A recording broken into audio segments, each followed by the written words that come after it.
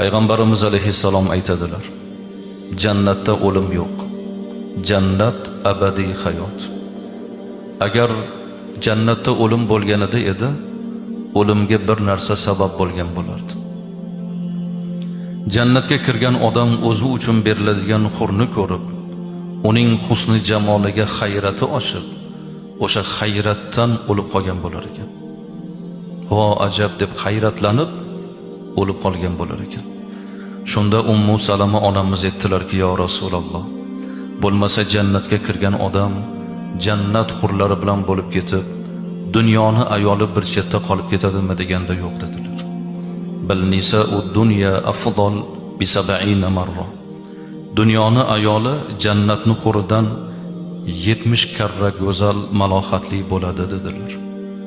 Va bima zaka ya Rasululloh? Nima sababdan ey Allohning rasul